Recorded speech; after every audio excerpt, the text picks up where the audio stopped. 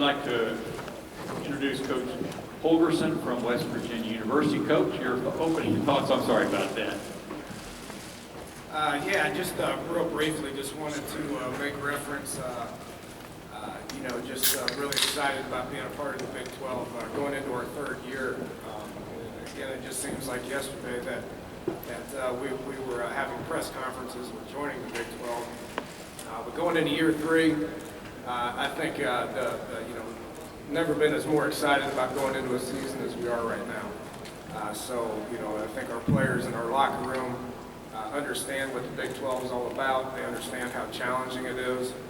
They understand what the venues are like. They understand what the teams are like, personnel is like, coaching is like, style of play is like. I obviously tried my hardest to be able to relay that to not only the players but the coaches and the administration and the fan base. And until we get through it for a couple of years, I knew it was going to be challenging. So with that said, I think our guys are ready to go. They're up for the challenge. We play one of the toughest, if not the toughest schedule in the country. Haven't really had to mention to our guys what the challenges are ahead of us because they know and they're working hard and they're getting themselves ready for the challenge that exists here in 2014. So with that, we'll take some questions. Okay, we'll take questions from Coach. Got questions on the right side, Coach, about halfway back.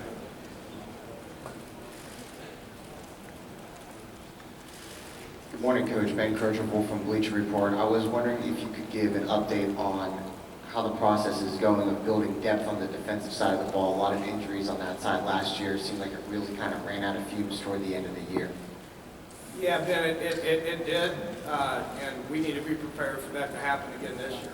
I can't use that as an excuse on why we didn't win a couple of those close games at the end of the year.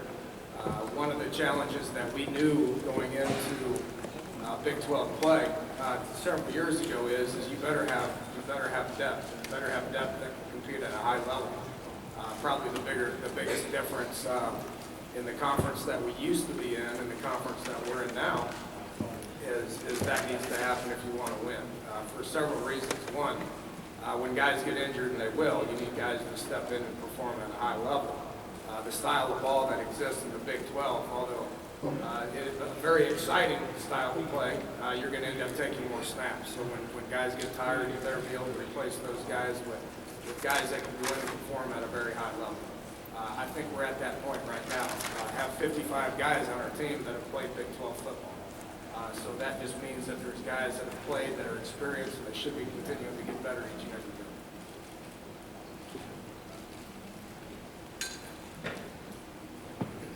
Questions for Coach? You caught him unawares, Coach.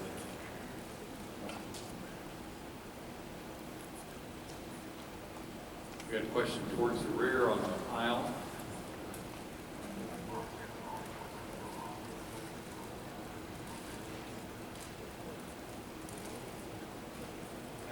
From the Green Post, Coach.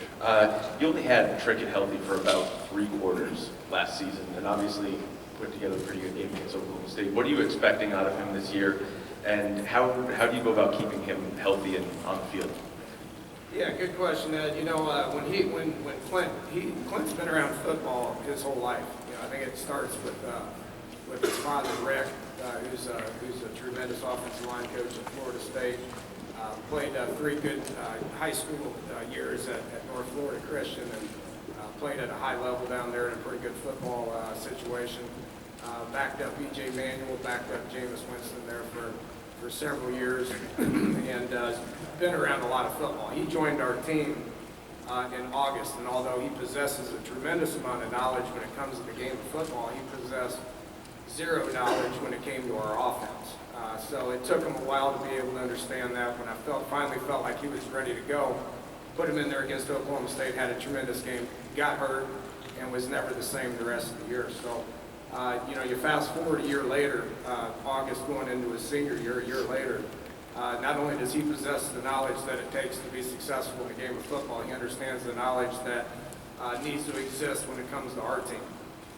He's been out there working with our guys all summer. There's a rapport that needs to exist with him and the receivers in order to be successful. They need to understand each and every one of their little nuances when it comes to being able to get open in sign language and a nod here and a cut off there. And All that's starting to exist right now with him and the rest of the guys. So I think all that's going to take care of itself. Well, I named him the starter a couple of weeks ago. One, he was healthy, he looks good, he's 100%. Arm strength is awesome, his body weight is good. That's gonna take care of itself. The leadership aspect of it is something that we were missing. You know, I was looking out there, and not only we had a bunch of guys coming back that had played a lot of football, but there wasn't any leadership that was present at the quarterback spot, at the skill spot. He'll be able to take that. He'll be able to take that to another level. People follow him. He understands what it takes to be successful. He needs to stay healthy.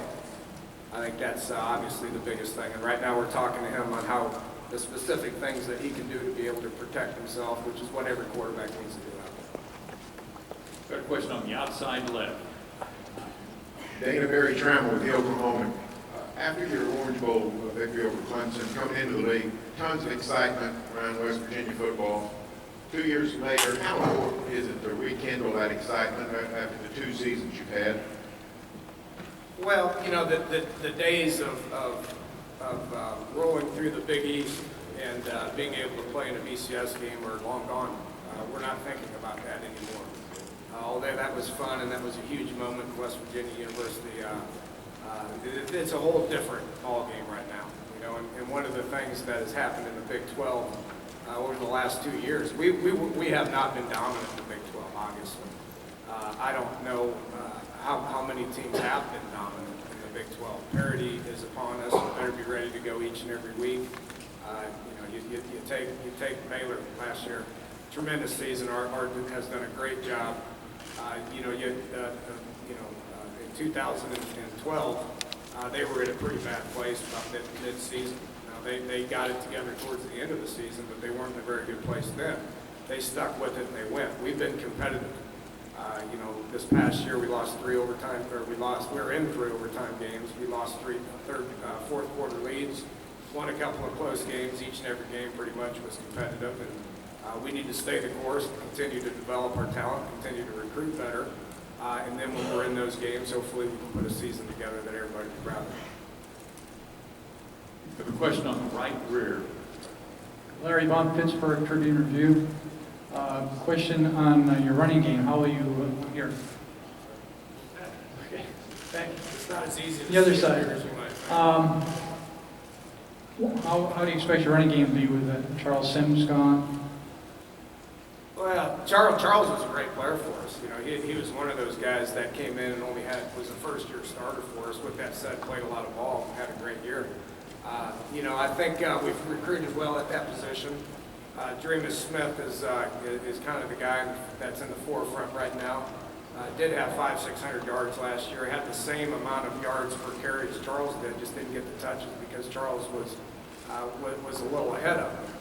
You take some guy. We've got some other guys that have started some games, and Dustin Garrison and Andrew Bowie. Those guys have led our team in rushing the previous 2 seasons. Russell Shell's had a great offseason. He's played a lot of ball. He started at Pitt as a true freshman, looks phenomenal. So you got a lot of guys that can do a lot of different things. That running back spot needs to be versatile, needs to be able to do a lot of different things. I feel like we've got a lot of guys that can do that. On your left side, Coach, over here on your left side, about 2 miles back.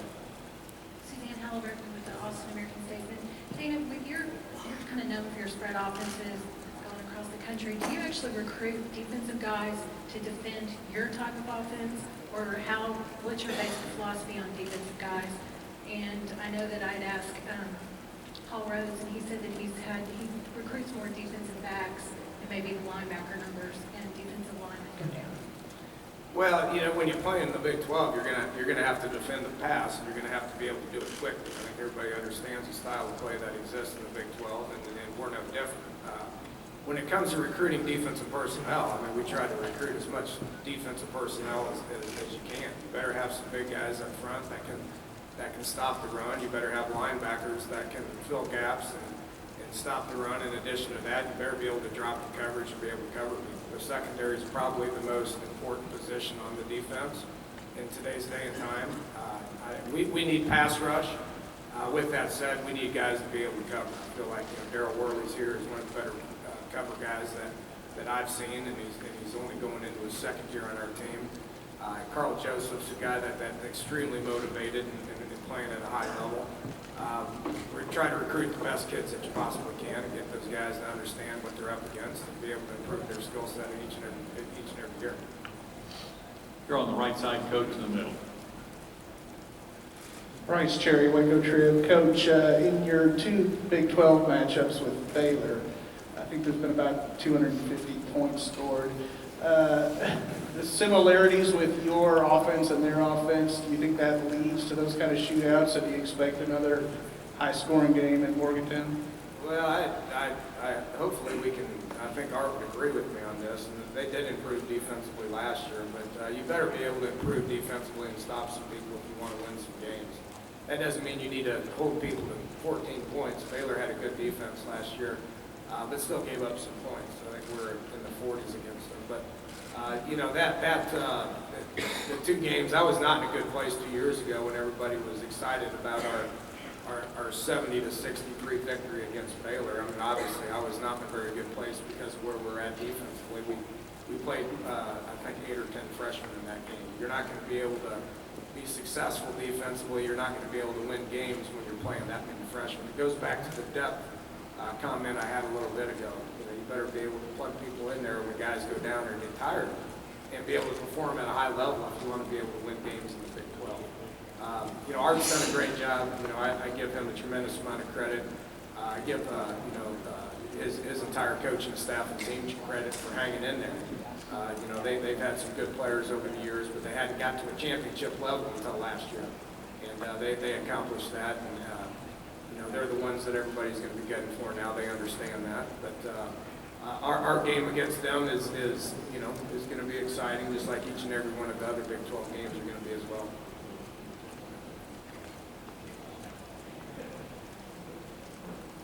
Further questions for Coach?